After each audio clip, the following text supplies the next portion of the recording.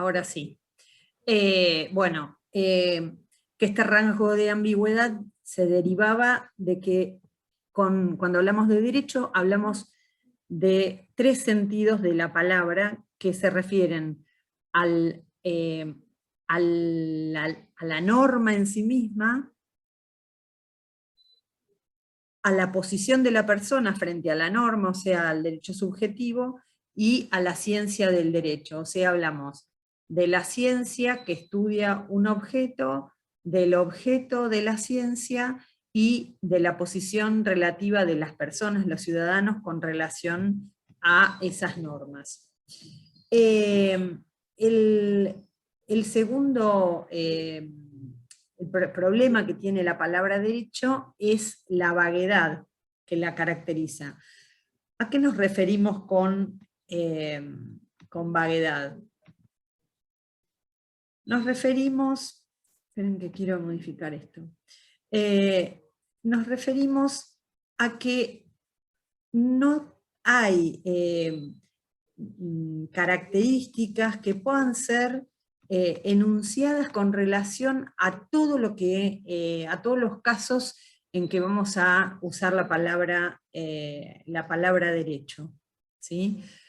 Por ejemplo, hay algunos autores que ponen en la coacción la nota característica para definir cuándo existe derecho. Sin embargo, hay grandes sectores de la realidad jurídica que no presentan la nota de la coacción.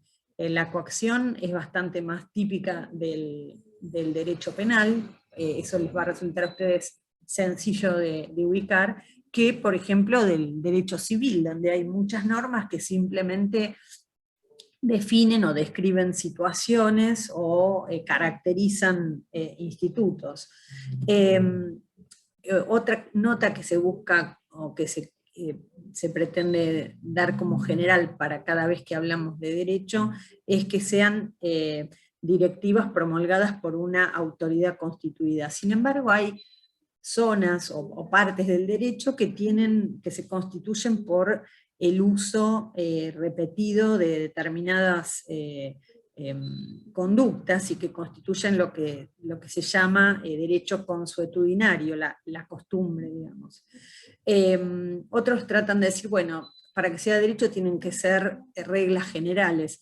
Sin embargo, vamos a ver que hay reglas que forman parte del derecho y que no son generales. Por ejemplo, las sentencias que un juez o una cámara dicta con relación a un caso son una ley especial, que no es una ley general, sino que es aplicable a las partes en esa causa, ¿sí? Son el derecho aplicable para esa situación. Otro de los problemas que tiene la palabra derecho es la carga emotiva. Hay palabras que tienen carga emotiva, que no son solo descriptivas, describen una situación, pero por el uso social, por la cultura, son palabras a las que se les ha anexado una carga emotiva, a veces positiva, a veces negativa. En el ejemplo que tienen acá, una palabra como triángulo, mesada, silla, son palabras simplemente descriptivas. En cambio, hay otras palabras como bastardo, democracia, felicidad, que tienen una carga emotiva adicional. Y cuando existe una carga emotiva, buena o mala, en una palabra, eso hace como, le da menos certeza al concepto que esa palabra está definiendo. Con derecho pasa eso. En general la palabra derecho tiene una carga emotiva favorable.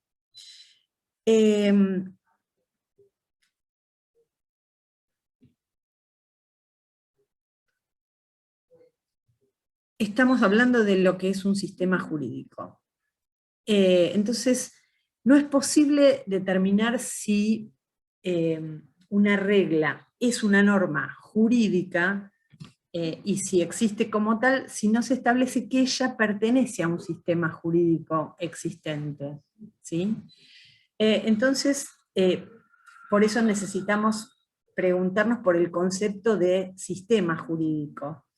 cuando hablamos de sistema jurídico, estamos hablando de derecho en sentido objetivo, ¿sí? Se usa como sinónimo, que es una de las acepciones que dijimos que íbamos a ver del derecho: el derecho objetivo, la ciencia del derecho y el derecho subjetivo. Entonces, como para saber, digamos, cuándo una norma es una norma jurídica y qué es el derecho, no lo podemos hacer suelto, sino en el contexto del concepto de lo que es un sistema jurídico. Vamos a ver cuáles son los rasgos distintivos de un sistema jurídico. ¿Cuándo hay un sistema jurídico? ¿Cuándo estamos frente a una realidad que podemos decir, bueno, esto es un sistema jurídico?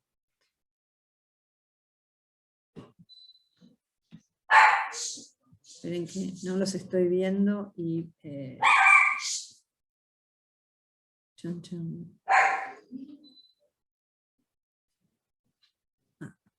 quiero cambiar... No los estoy viendo. No encuentro el...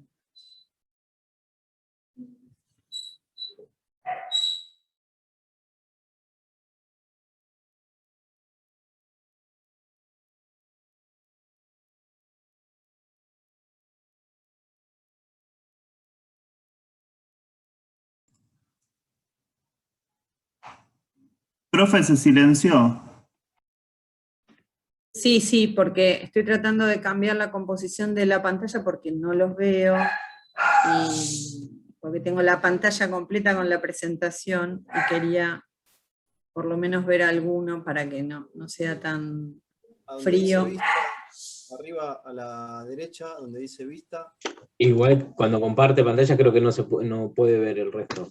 No, pero a veces me quedan 2 o 3 acá al costadito y por lo menos me siento más acompañada que en un monólogo. Bueno, no se hagan problemas, seguiremos así.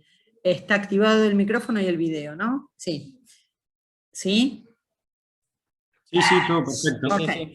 Bueno, entonces, ¿cuáles son los rasgos distintivos de un sistema jurídico que vamos a ver acá? El primer rasgo que vamos a tomar es que los sistemas jurídicos son sistemas normativos, ¿sí? ¿Qué quiere decir esto? Que un sistema jurídico es un sistema de enunciados entre cuyas consecuencias lógicas hay al menos una norma, es decir, un enunciado que correlaciona un caso dado con una solución normativa.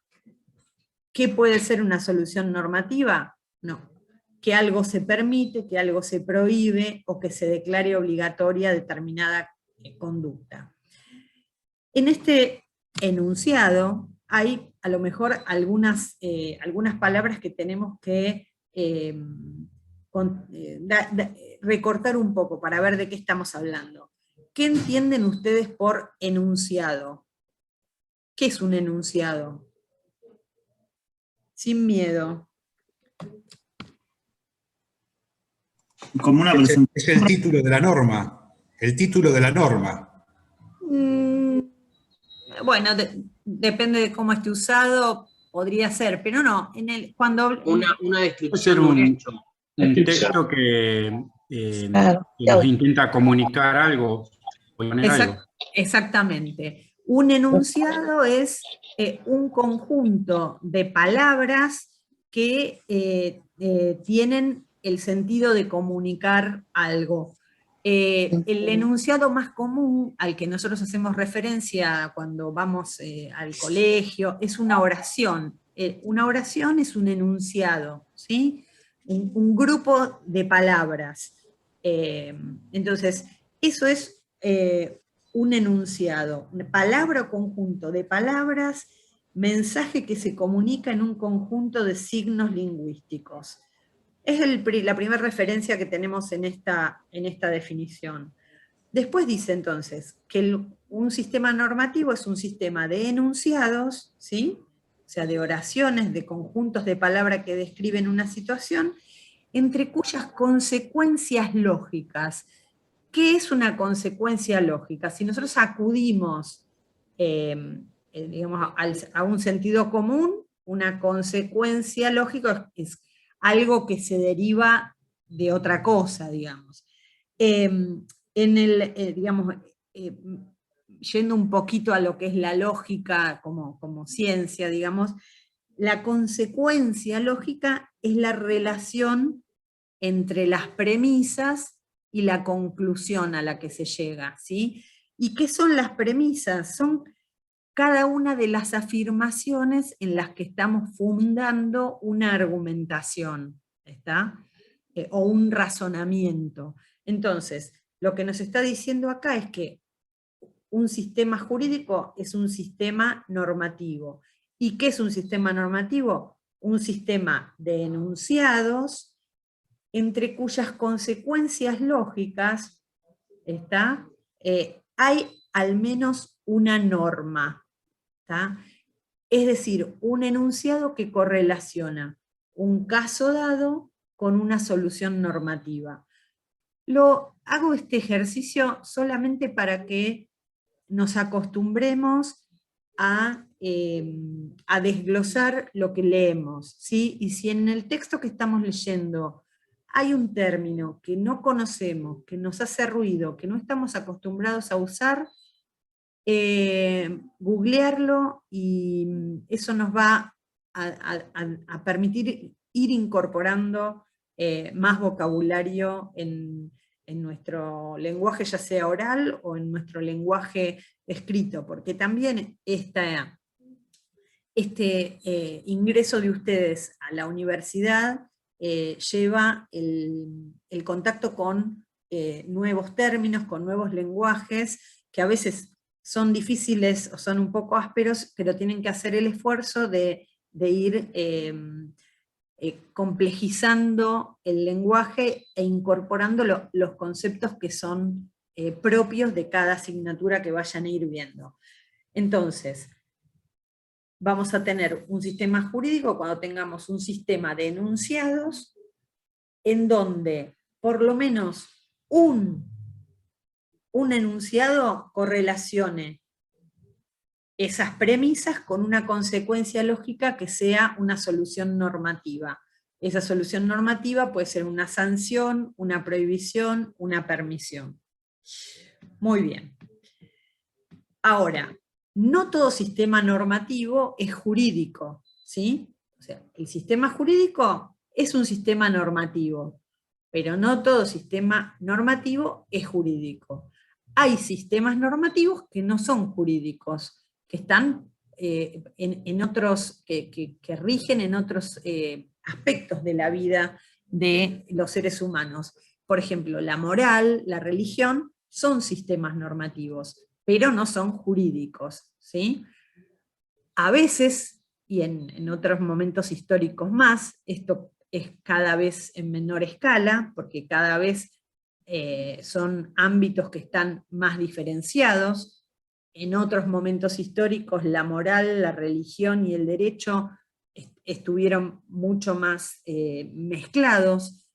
Ustedes pueden ver esto en estados de los que se llaman teocráticos, ¿no? Hay algunos ejemplos en el mundo contemporáneo, donde el sistema jurídico hace obligatorio como sistema jurídico el orden religioso, el sistema moral y religioso, ¿sí? Pero son tres órdenes distintos, y el sistema jurídico,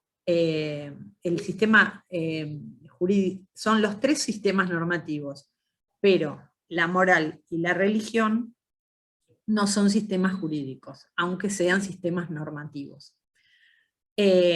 ¿Por qué son sistemas normativos? Porque tienen una serie de enunciados en donde algunos de esos enunciados correlacionan esos enunciados con una solución normativa de prohibición, de sanción, de obligatoriedad o de permisión, ¿sí? Volviendo al sistema jurídico, no necesariamente, en el caso del sistema jurídico, ese sistema normativo requiere estar constituido solo por normas, ¿sí? Es suficiente con algunas normas, ¿sí? Para calificar como normativo el sistema. En los sistemas normativos hay otros contenidos que no son normas en este sentido estricto de correlacionar un enunciado con una solución normativa, porque hay muchas reglas que constituyen el sistema normativo que son de tipo descriptivas.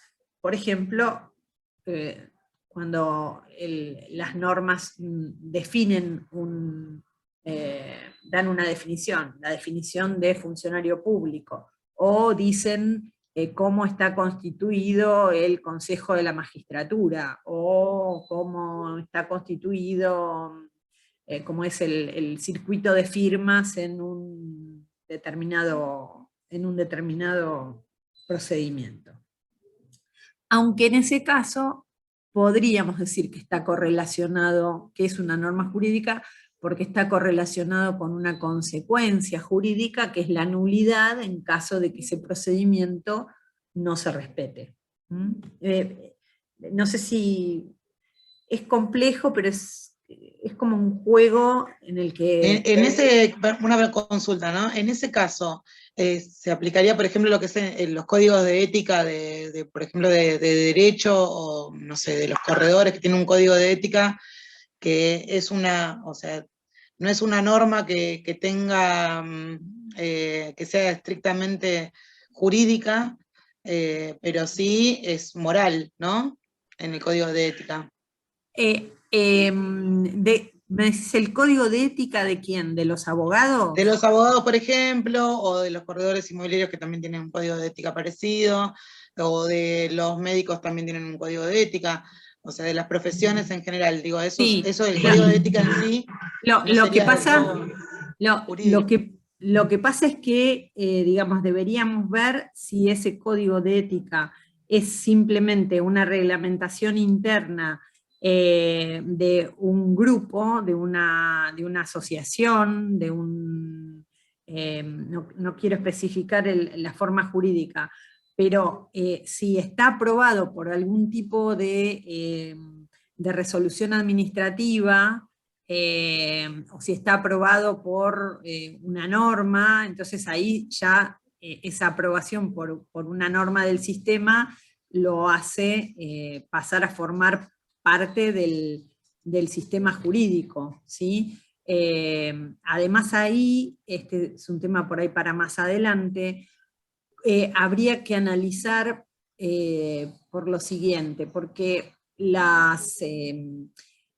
vamos a ver más adelante una figura que es la de los entes públicos no estatales, que son entes, bueno, son entes públicos no estatales, son entes que no forman parte de la estructura del Estado, ¿sí? Como un ministerio, una secretaría, una empresa pública, pero a las cuales el Estado les delega un pedacito del ejercicio de la función administrativa.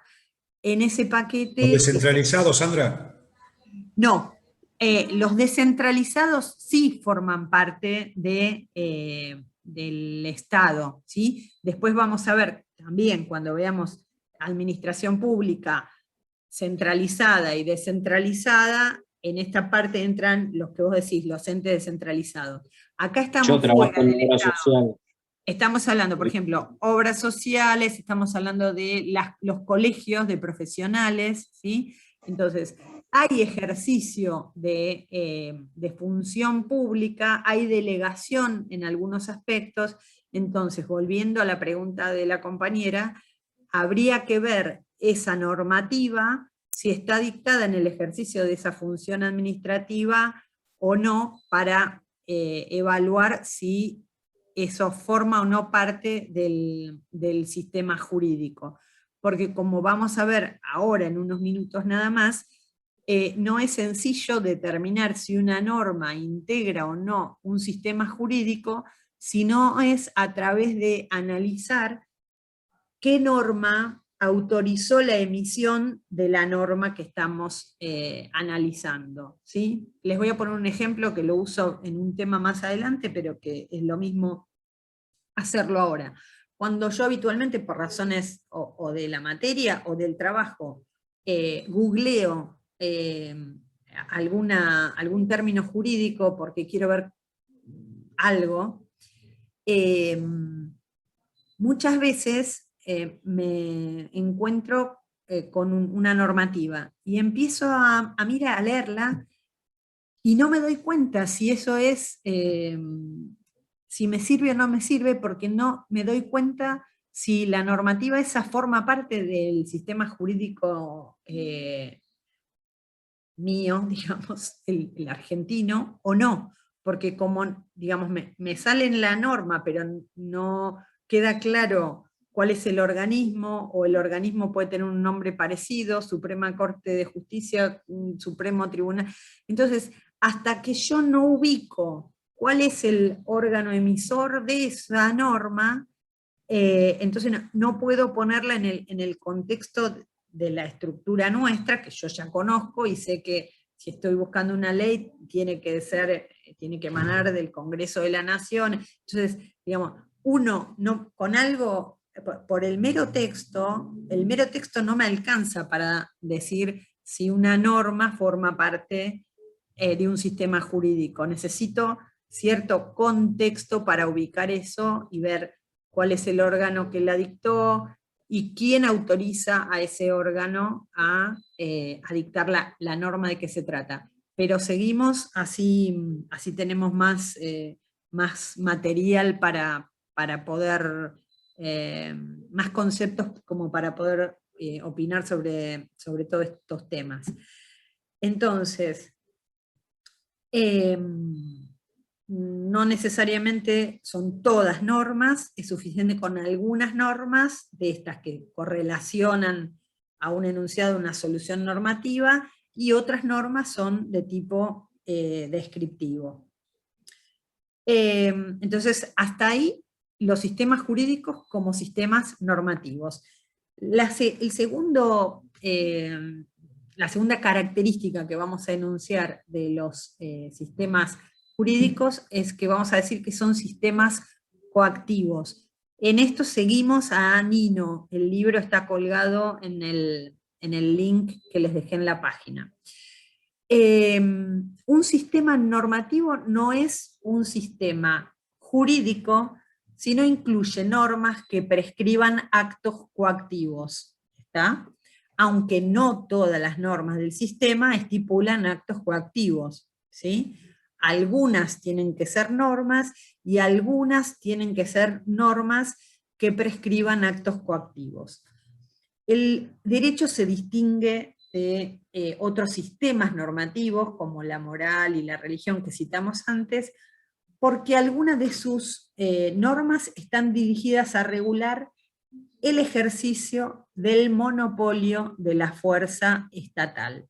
El Estado ejerce el monopolio de la fuerza pública, y la manera en que ejerce el monopolio de la fuerza pública está establecido por el sistema jurídico, por las normas que habilitan, o prohíben, o regulan, o reglamentan cómo el Estado y sus órganos puede o debe ejercer ese monopolio de la fuerza pública. Y esa es una característica del sistema jurídico que responde a una característica del Estado en la instancia de desarrollo en que la conocemos actualmente nosotros, en el periodo histórico que nos toca vivir. Porque, digamos, no siempre fue así, no siempre la fuerza estuvo en manos de una sola persona jurídica, Estado, ¿sí? Pero bueno, por suerte estamos ahí, no sé si por suerte, mejor eso lo dejamos para otro análisis. Entonces, en el marco de ese sistema jurídico, algunas reglas prohíben en general el uso de la coacción, y algunas reglas establecen excepciones, autorizando el empleo de la fuerza en ciertas condiciones y por ciertos individuos. Hay normas jurídicas que autorizan, prohíben o declaran obligatoria otro tipo de conductas que no consisten en la aplicación de sanciones. Las normas que dijimos antes, las normas que no aplican sanciones o los simples enunciados. Todo eso coexiste en el sistema jurídico.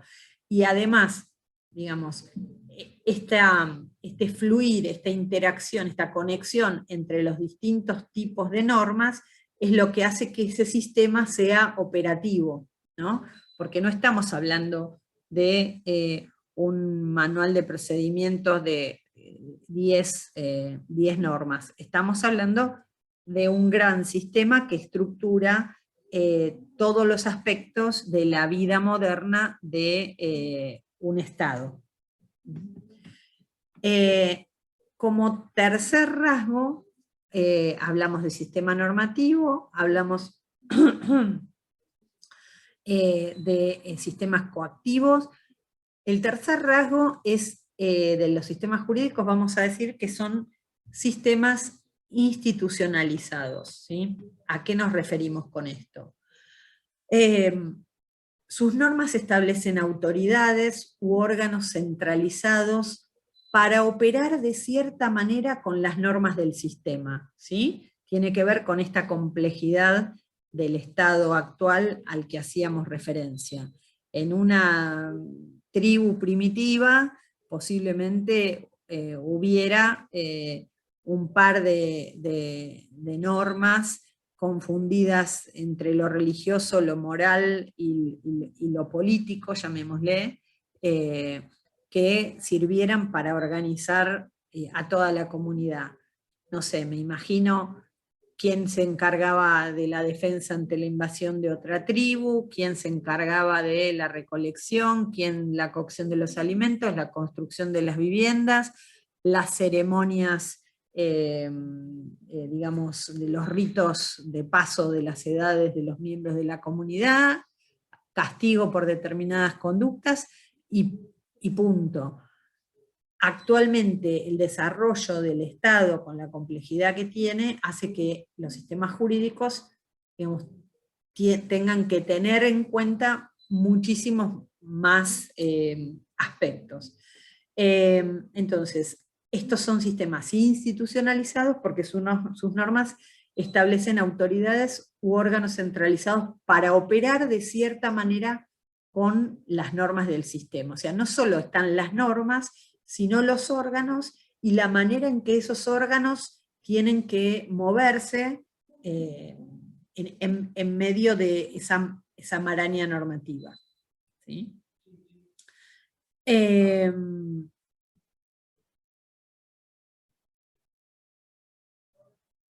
el contexto de esta definición o de esta nota característica que decimos que el sistema normativo, el sistema jurídico es un sistema institucionalizado, porque genera estos órganos, y cuenta con dos tipos de normas. Unas normas que son normas que las vamos a denominar primarias y que son normas de obligación, que pueden decir lo que estamos obligados a hacer o lo que estamos obligados a no hacer, pero además hay otras normas que no son de obligación, pero que forman parte del sistema y que vamos a denominar normas secundarias. Estas normas secundarias son de tres tipos: de reconocimiento, de adjudicación y de cambio. A ver, si podemos acercarnos un poco a de qué estamos hablando. Son normas de reconocimiento las que están en el sistema jurídico y determinan las condiciones para que una norma sea válida dentro del sistema. Eso nos sirve para reconocer cuáles son las normas válidas que forman parte de ese sistema. Un poco la referencia que les estaba haciendo antes, de cuando googleo y encuentro una norma que tengo que hacer un ejercicio de ubicación de esa norma en la estructura argentina para verificar si eso es o no es derecho argentino. Después, otra cuestión es saber si es o no es derecho vigente, que ese es otra cuestión también. El segundo tipo de normas dentro de estas normas secundarias son las normas de cambio. ¿Cuáles son las normas de cambio? Las que les otorgan competencia a ciertos individuos o órganos dentro del sistema para derogar normas existentes y crear nuevas normas, ¿sí? Y el tercer tipo de normas dentro de estas normas secundarias, que son las normas de adjudicación. Facultan a ciertos órganos para tomar decisiones, ¿sí? Revestidas de autoridad sobre la aplicabilidad de las normas de obligación a casos particulares. Estamos hablando de los jueces, estamos hablando de las normas que facultan a ciertos órganos, los jueces, para tomar decisiones revestidas de autoridad, porque hay otra norma del sistema que dice que quién es un juez, qué es el Poder Judicial, cuáles son los requisitos para ser juez. Entonces están revestidas de autoridad porque derivan de un órgano competente, ¿sí? Que en este caso es el juez. ¿Y qué hace el juez? El juez se para frente al sistema jurídico, por un lado, y por el otro lado, frente al caso que tiene que resolver. Y elige en ese mundo de normas que tiene a su disposición, de acuerdo a su competencia y al caso que se le plantea, qué normas tiene la obligación de aplicarle a ese caso particular. Y de ahí va a sacar la sentencia, que es una norma particular que le va a aplicar al caso específico que se le trajo a decidir y que va a ser aplicable para las partes. Después vamos a ver que esa sentencia que se aplica a las partes, perdón, en determinadas circunstancias, genera cierta obligación de ser aplicada o de que los criterios que surgen de esa sentencia sean aplicadas también a otros casos. Pero ahí ya vamos a estar en otros temas. Profe, una cosa, disculpe. Esto que dijo de los jueces son las de adjudicación, ¿no? Sí. ¿Las de cambio son las que rigen con la legislatura? Claro, son las... Lo que pueden cambiar y crear. Claro, no, a ver, digamos, en líneas generales, sí, ahí estamos hablando de las competencias que se le otorgan al poder legislativo, sí. Digo en general porque a lo mejor podemos encontrar algún otro organismo al que se le dé competencia para crear algún tipo de norma, no El leyes. Ejecutivo. Si hablamos de leyes, hablamos de las normas de... Exactamente, sí. Pero el Ejecutivo puede hacer los decretos, que es un tipo de norma, ¿o no? Exactamente, sí, es un tipo de norma, lo vamos a ver.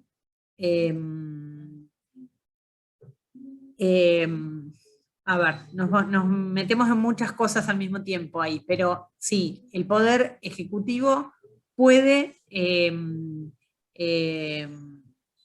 no quiero usar el término legislar porque no quiero confundirlos, pero digamos, legislar Decretar.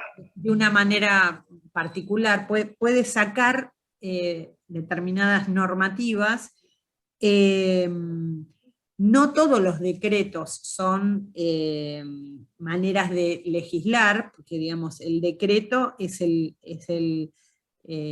acto administrativo por medio del cual expresa su voluntad el presidente, el titular del Poder Ejecutivo. En ese contexto, la Constitución Nacional le otorga al Poder Ejecutivo algunas facultades que tienen que ver con legislar, o con algo que se parece a legislar.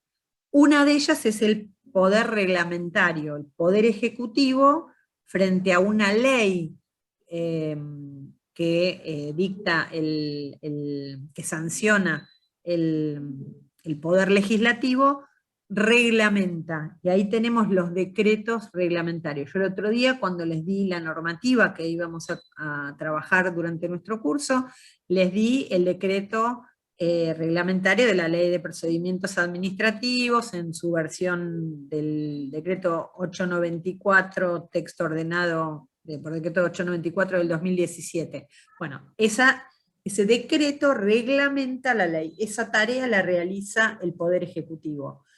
Pero también hay otras maneras en que el Poder Ejecutivo, a través de decretos, ejerce cierta función legislativa.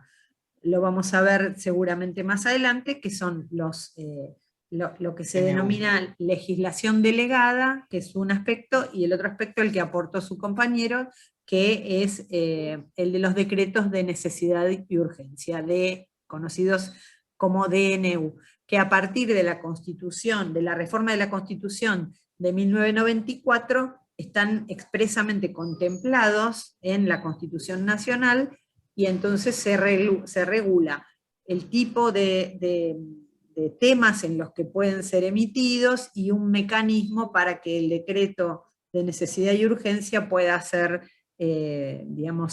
considerado por el Congreso para su ratificación.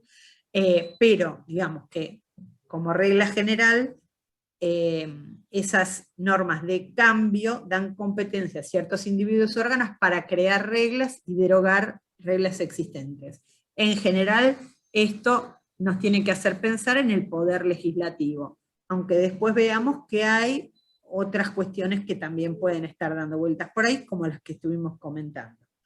Muy bien, entonces, Perdón, ¿le puedo hacer una consulta?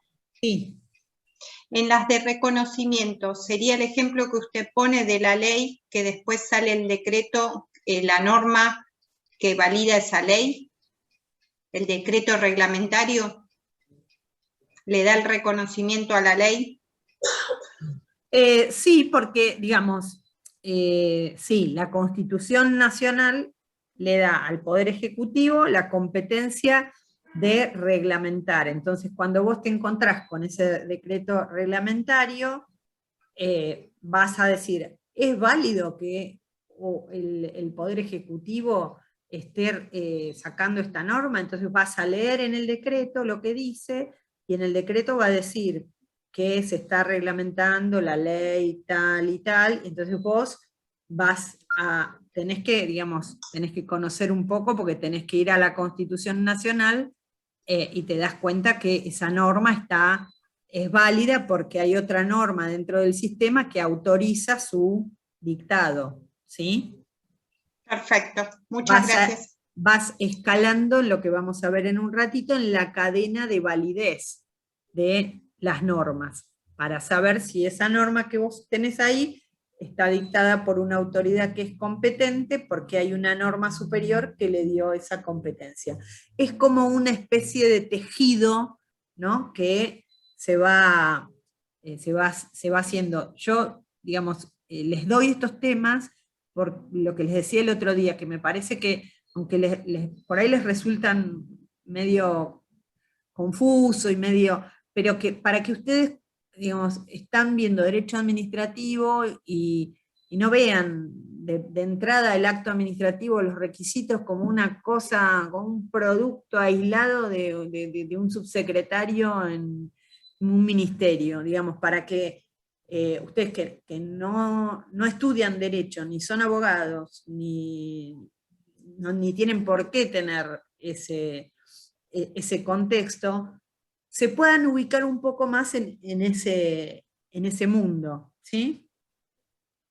Una consulta. Sí. ¿Las de cambio puede ser las que dictan, las normas que dictan el Consejo de Educación, por ejemplo? Porque ellos tienen esa facultad. Lo que pasa es que yo no sé, mira, te vas a decir qué ignorante que es esta mujer. ¿Qué es el Consejo de Educación?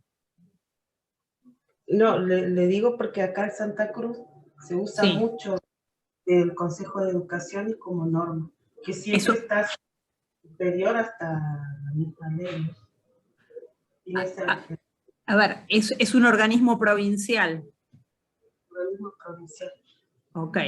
Que funciona dentro del Ministerio de Educación o reemplaza al Ministerio de Educación. Dentro del Ministerio de Educación, pero tiene esa facultad de dictar normas.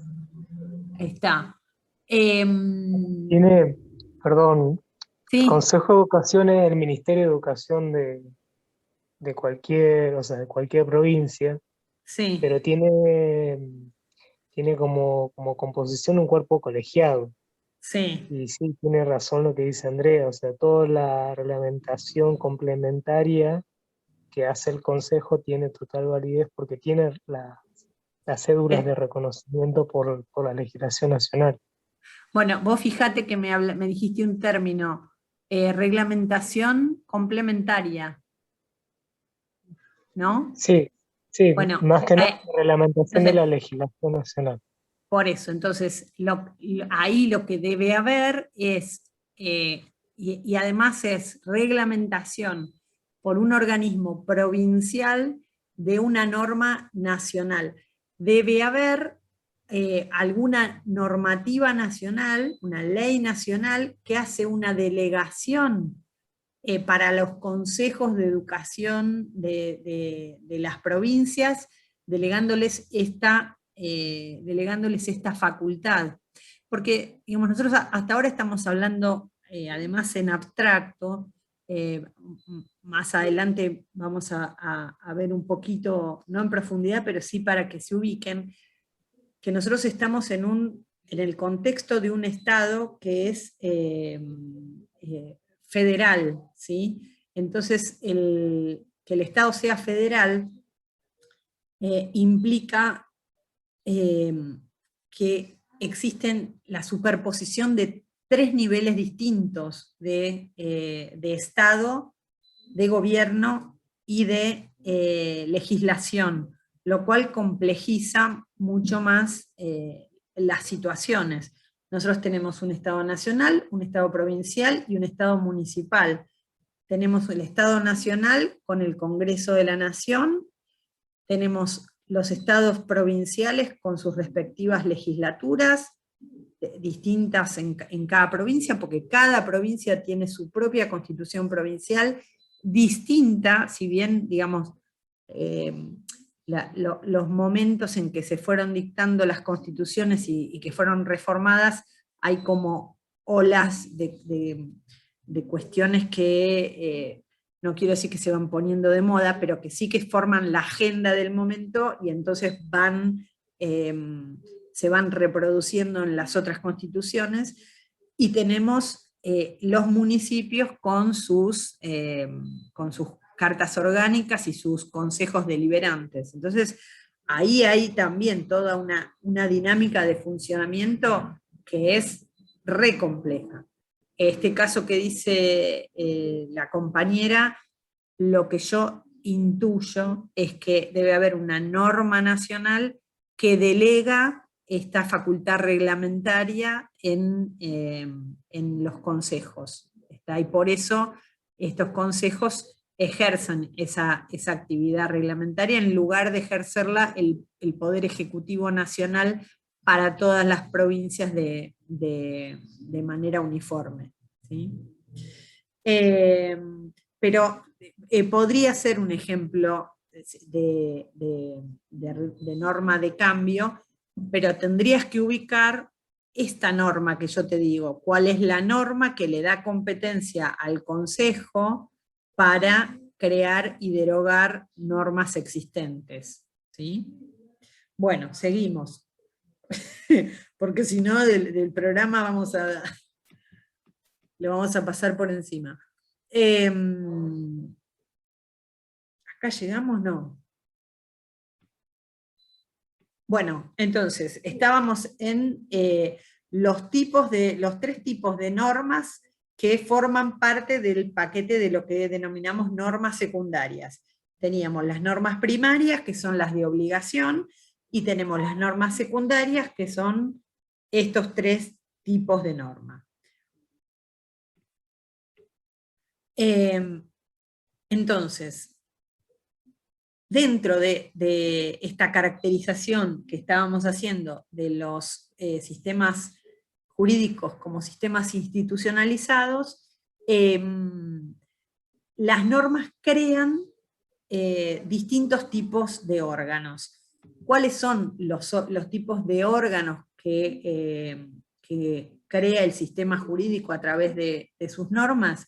Bueno, crea órganos encargados de crear y derogar normas generales del sistema, el legislador. Acá, ¿qué es lo que hace la diferencia en este enunciado que estamos viendo? La palabrita generales, ¿sí? Órganos encargados de crear y derogar normas. ¿Qué normas? Generales, porque si no, digamos, podría ser, no es el legislador. Hay, como vimos recién, por el ejemplo que dio la compañera, otros órganos que en determinadas circunstancias pueden tener la competencia de crear y derogar normas. Pero acá estamos refiriéndonos al legislador, al poder legislativo. Después, las normas van a crear órganos encargados de determinar qué normas son aplicables a situaciones particulares y disponer la ejecución de medidas coactivas en casos particulares.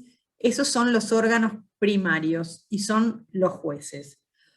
Y después vamos a tener los órganos encargados de ejecutar físicamente las medidas coactivas, los órganos policiales, de seguridad, todo lo que va a estar en lo que es el poder ejecutivo. Entonces, los órganos primarios son los jueces, que son, como lo charlamos hace un ratito, los que están obligados a aplicar ciertas normas que tienen disponibles en todo ese sistema jurídico a casos particulares. ¿De dónde surge esa obligatoriedad? Bueno, esa obligación de los jueces de aplicar ciertas normas surge de una regla social que establece que hay normas que satisfacen ciertas condiciones y que son válidas o deben ser aplicadas. Por ejemplo, que emanan del órgano competente que fue autorizado por otra norma para dictar la norma que estamos tratando de analizar. Esas son reglas de reconocimiento. Vamos a ver entonces, para terminar con este tema, este concepto, y lo que yo prefiero que tengan ustedes en cuenta es la filmina que viene, porque es como una especie de síntesis. Entonces, derecho en sentido objetivo o sistema jurídico, ¿sí? Es un sistema normativo reconocido como obligatorio por ciertos órganos, esos órganos primarios, que el mismo sistema estatuye y que regula las condiciones en que esos órganos primarios, los jueces, pueden disponer la ejecución de medidas coactivas en situaciones particulares recurriendo al monopolio de la fuerza estatal. Sistema jurídico. Nos quedamos con esto.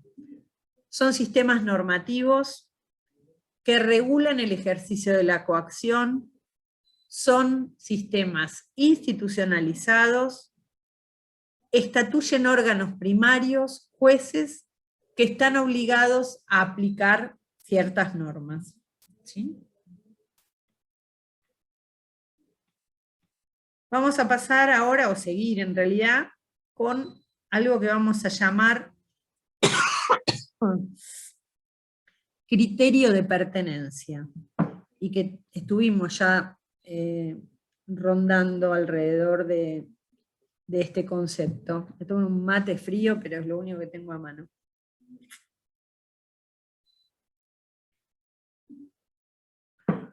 ¿Cuándo una norma forma parte de un sistema jurídico? Es lo que comentábamos hace un ratito. Una norma pertenece a un sistema jurídico cuando el acto de dictarla está autorizado por otra norma que pertenezca al sistema jurídico en cuestión, ¿sí? Y que sea indubitada, o sea, que sepamos que forma parte de ese sistema jurídico. Es decir, que para determinar si una norma pertenece a un sistema, tenemos que llegar a través de lo que Raz denomina cadena de validez, o von Wright cadena de subordinación, a una norma o conjunto de normas que consideramos que ya forman parte del sistema. ¿Sí? Vamos a hablar del órgano competente, porque dijimos que el órgano competente, si nosotros llegábamos a una norma que estaba dictada por el órgano competente, eso nos permitía escalar en esa cadena. Entonces, la conducta de dictar la norma inferior debe estar permitida por la norma superior. La Constitución autoriza al Poder Legislativo a dictar las leyes, ¿sí? Y dice que las leyes de impuestos tienen que iniciarse por la Cámara de Diputados, y no por la Cámara de Senadores. Bueno, esa es la norma superior que autoriza, permite el dictado de la norma inferior. ¿Cuál es la norma inferior? La ley, que es dictada por el Congreso, y el dictado de esa ley está autorizado por una norma superior, que en este caso es la Constitución Nacional. El permiso de dictar una norma se dirige a ciertas personas en sentido amplio, estamos hablando en realidad de órganos. ¿A quién se dirige ese permiso? Al órgano competente. En el caso del ejemplo, la Constitución es la norma superior, la ley es la norma inferior, y el órgano competente autorizado a dictar la norma inferior es el Congreso de la Nación. Y terminamos con lo de la cadena de validez, ¿sí? Que ya lo estuvimos hablando durante todo este capítulo. Posiblemente hagamos algún tipo de ejercicio, sí, ejercicio más que trabajo práctico, para que ustedes sobre alguna normativa que yo les dé, la miren y puedan identificar, ¿sí? Algunas cosas en esa normativa. Identifiquen una norma, identifiquen lo que es un simple enunciado, identifiquen una norma que establezca autoridades u órganos, identifiquen alguna norma de cambio, alguna norma de reconocimiento, cuestión de darle un sentido un poco más analítico, que ustedes puedan verlo sobre textos. Y yo también, a mí también me va a servir, porque esto es medio teórico y los ejemplos son siempre los mismos, y cuando uno se pone a leer y empieza a ver, bueno, esto puede ser esto puede ser lo otro. Bueno, vamos a pasar al tema de fuentes del derecho en general. Más adelante vamos a hablar de las fuentes del derecho administrativo, pero cuando hablamos de fuentes del derecho, esto, si ustedes van a un manual de derecho civil, que es uno de los primeros temas que se ve en la carrera, hace una referencia a la fuente de agua que emana, entonces como por eso se llama las fuentes, de dónde emana el derecho. Bueno, estamos hablando de la estructura de los sistemas jurídicos y de los procedimientos de creación de normas. Cuando hablamos de fuentes del derecho, hablamos de los procedimientos de creación de la norma. ¿De dónde salen las normas jurídicas? Si yo les pregunto ahora, en el estado que estamos, después de haber conversado esta tarde, las cosas que conversamos, a lo mejor ustedes me pueden decir, para ustedes, ¿qué fuente del derecho conocen? ¿Cuál es el procedimiento o el órgano de creación de normas? ¿Cuál es para ustedes? Los escucho. El Congreso de la Nación. Bueno, el Congreso. La Constitución. Bueno, en realidad, más que el Congreso, es la ley, digamos, se focaliza cuando analizamos las fuentes se focaliza no en el órgano, sino En la Constitución, en este caso. La Constitución es fuente de derecho, sí, del derecho argentino, pero es ya es, digamos, como... La jurisprudencia. La Constitución, sí, también, la jurisprudencia también. La Constitución es no quiero utilizar la palabra documento, porque no es la palabra. Forma parte de, digamos, de la legislación en general, está por encima, porque es la Constitución. Tendría que ser la ley madre. Es la ley madre, sí, es la ley madre, el pico de la pirámide normativa, y es fuente en particular del derecho administrativo, ¿sí? Todo lo que vamos a ver de derecho administrativo en realidad es como una bajada de la Constitución, ¿está? Es como, el derecho administrativo es como un mecanismo para hacer operativa la Constitución Nacional en muchos aspectos, básicamente en todo lo que tienen que ver con la administración pública. Pero cuando hablamos de fuente vamos a estar hablando más de las modalidades genéricas de creación del derecho, más que de el instrumento en sí. Entonces vamos a hablar de fuentes en general que vamos a denominar deliberadas y fuentes espontáneas. Deliberadas, ¿por qué? Porque existe la decisión en estos medios que tenemos acá enumerados en esta primera parte de la filmina, existe está deliberadamente creándose la norma.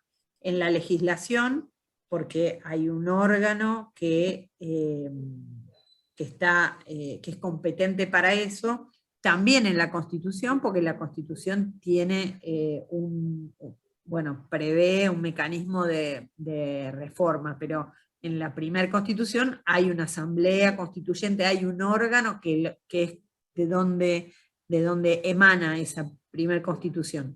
Entonces, vamos a englobar la propia Constitución en lo que es legislación, ¿sí? Entonces, una primera fuente del derecho es la legislación, ¿sí? La creación deliberada por el órgano competente en el marco del Estado en el que nos estemos manejando. Las sentencias son otro mecanismo de creación deliberada del derecho. ¿Por qué? Porque las partes acuden al Poder Judicial y los jueces en ese trabajo de encuadrar ese caso en el marco jurídico que tienen disponible, generan una norma aplicable a ese caso. Y el tercer caso es el de los contratos, ¿sí? Porque cuando alguien hace un contrato con otra persona, el derecho de los contratos es un derecho que tiene normas generales que se aplican, que son como normas marco, ¿sí? que se llaman de orden público, que no pueden dejarse de lado, pero después hay todo un aspecto que se llama autonomía de la voluntad, en el cual las partes son libres para establecer las cláusulas en ese contrato. Entonces se considera que esa creación es una creación de derecho que rige entre las partes, ¿sí? Es una manera de crear derecho entre las partes. La otra manera o las otras fuentes de derecho que se denominan espontáneas, en realidad se consideran espontáneas porque no hay la decisión de generar las normas.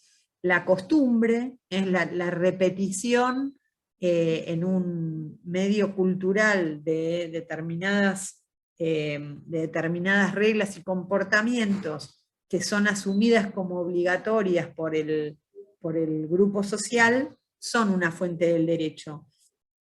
Lo mismo la jurisprudencia y los precedentes judiciales. Esas decisiones de los jueces que se van repitiendo y van como formando un criterio general que se va imponiendo y que es aplicado por otros tribunales, también es una fuente del derecho. En la jurisprudencia ustedes tienen jurisprudencia que se cita para decirle al juez al que uno se está dirigiendo ahora, mirá que aquel juez dijo esto, y aquel otro juez en un caso parecido dijo esto.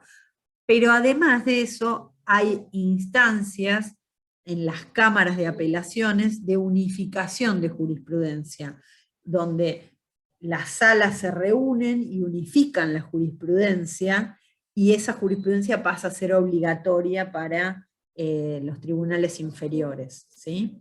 Y esto que el último que figura, que son los precedentes judiciales, se los comento solamente por una cuestión de cultura general, en el sistema de lo que se llama el Common Law, que es un sistema jurídico distinto al nuestro, donde no se basa en normativa escrita como nosotros, que somos muy prolíferos en reglas y normas, sino que es una cultura que tiene más que ver con la resolución del caso, y esas soluciones de caso van generando las soluciones que se van aplicando a casos similares, pero no como en el caso de la jurisprudencia, donde esas soluciones se derivan de la interpretación de la norma.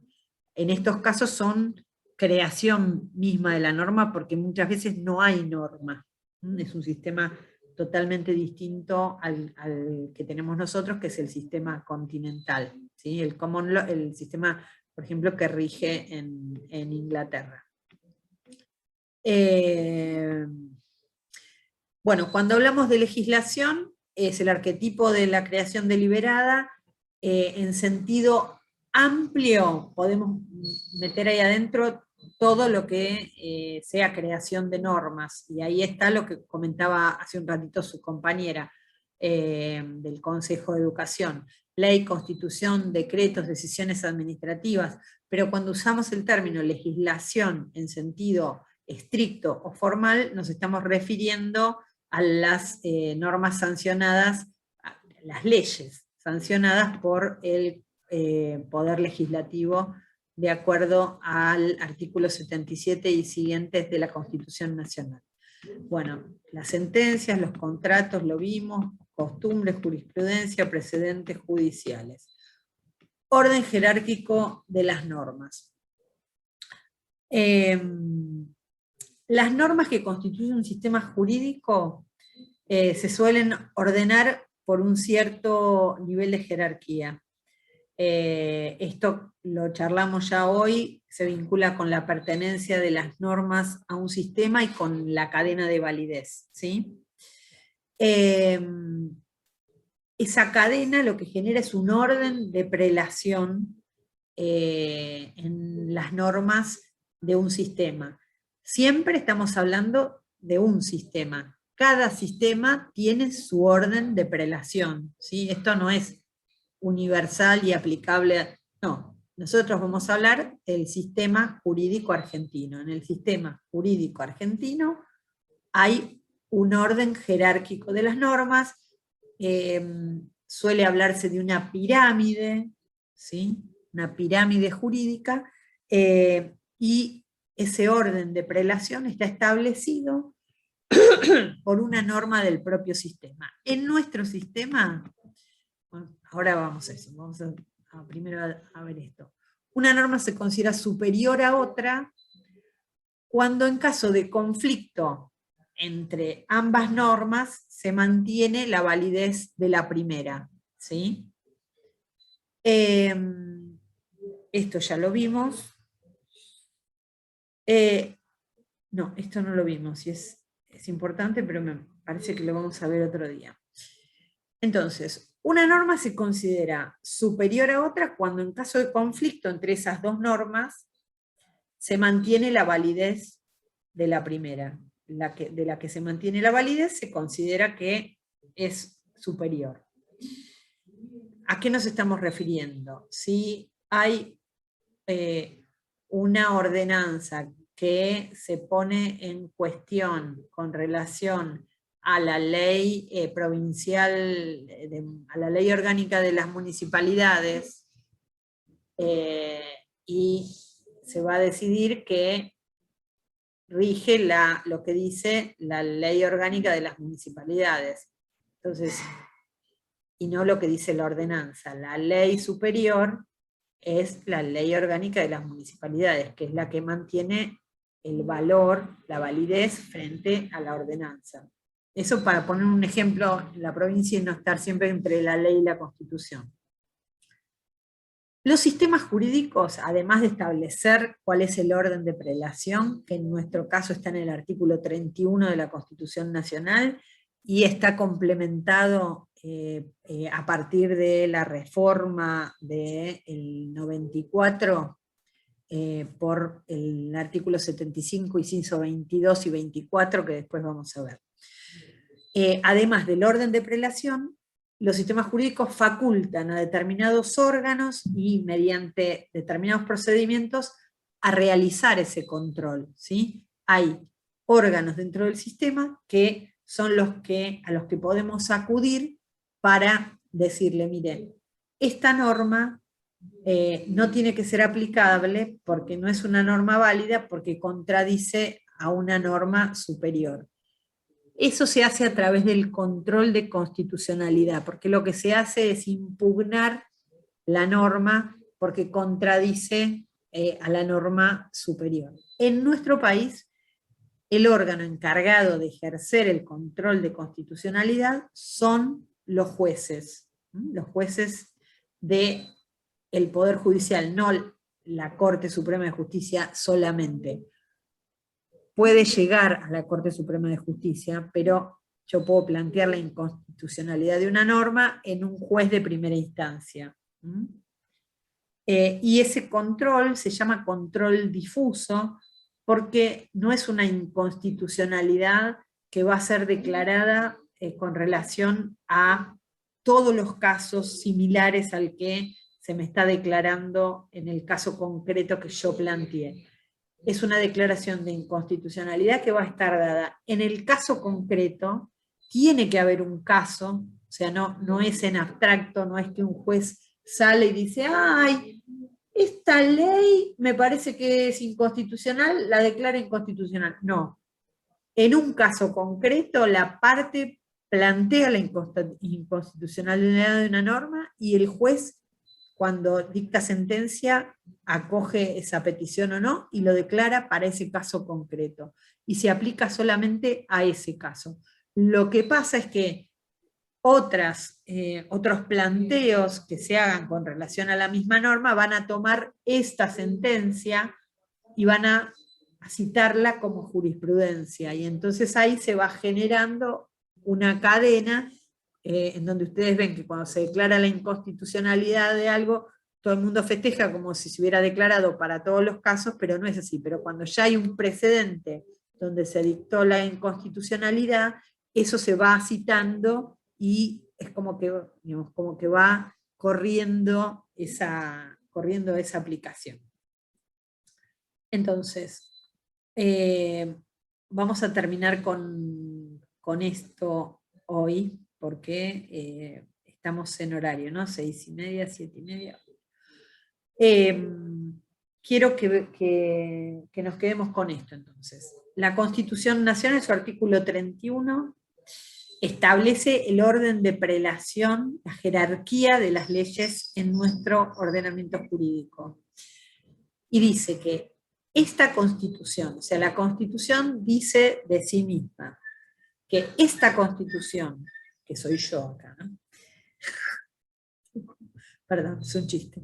Esta Constitución, las leyes de la nación que en su consecuencia se dicten, y los tratados con las potencias extranjeras son la ley suprema de la nación. Este artículo no corresponde a la reforma del 94, es un artículo que viene de la antigua versión de la Constitución.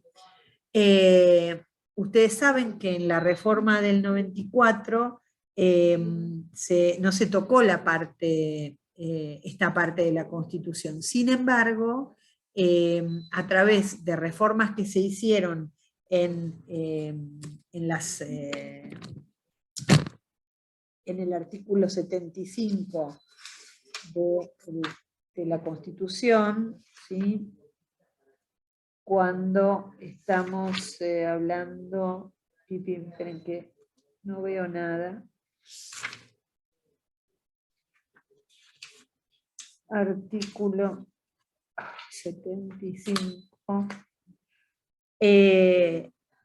Atribuciones del Congreso de la Nación. El artículo 75 es un artículo muy largo, con muchos incisos. En el artículo 22, en el inciso 22,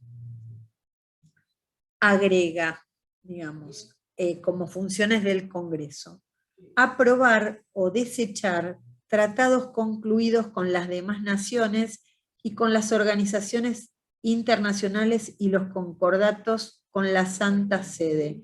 Los tratados y concordatos tienen jerarquía superior a las leyes, ¿sí? Y después, a párrafo seguido, dice: la Declaración Americana de Derechos y Deberes del Hombre, la Declaración Universal de los Derechos Humanos, y enumera como 10 o 12 tratados más, en las condiciones de su vigencia, o sea, si están aprobadas como corresponde, tienen jerarquía constitucional, ¿sí? No derogan artículo alguno de la primera parte de esta Constitución y deben entenderse complementarios de los derechos y garantías por ellas reconocidos, ¿sí? Entonces, acá hay una, digamos, una complementación de lo que es la pirámide legal de nuestro ordenamiento jurídico, el orden de prelación, porque estos tratados de derechos humanos y otros que cita después, que son los tratados de integración, donde el país delega facultades en organismos de integración regional, están por encima de las leyes al mismo nivel que la Constitución Nacional. Anoten el artículo 75, inciso 22, ¿sí? El 24 también, pero lo que me interesa es el 22, ¿sí? Así que, bueno, por hoy me parece que tenemos suficiente. No Perdón, sé qué profe, piensan ustedes. Sí. quiero hacer una consulta porque justo se me cortaba el audio. Entonces, Sí. ese artículo 75, el inciso 22, lo que hace es al tema de los tratados con otras naciones no darle, digamos, ese poder, digamos, como ley suprema de la nación. No vi. A ver, lo que hace es poner en el marco del artículo 31, a la misma altura que la Constitución, los tratados que menciona específicamente en el segundo párrafo de este artículo. O sea, no es que cualquier tratado con otro país o con organismos internacionales está al mismo nivel que la Constitución Nacional. No, los tratados con las potencias extranjeras siguen estando donde estaban, pero los que menciona en el inciso 22, que no se los leí todos para no aburrirlos, pero que se los conoce en general como de derechos humanos, todos esos tratados están al mismo nivel que la Constitución Nacional, los pone por encima de las leyes del Congreso, ¿sí? Muchas gracias. No, de nada. Bueno, gente, prometo subir esta clase junto con la otra, se supone que así como les aparecen los links que subí en la plataforma, así les va a aparecer el link para el canal de YouTube. Les voy a pedir una cosa. Subí una escena de la película Robin Hood, cortita, 3 minutos, y voy a tratar de subir una escena que grabé con el celular. Van a perdonar, no es muy... porque fue la única manera de hacerlo, de Crown, en un pedacito donde habla la reina joven con su abuela, y si la puedo subir, vean esas 2 escenitas, porque nos van a servir para poner en contexto lo que vamos a charlar en la próxima clase. ¿Sí? Ok, buenísimo. Perfecto. Sí, bien. Buenas No, de noches. nada. Chao, Sandra, chicos. Sí, muchas no. gracias. No, de Un nada. minutito. Gracias. Perdón. Espera, déjenme dejar de grabar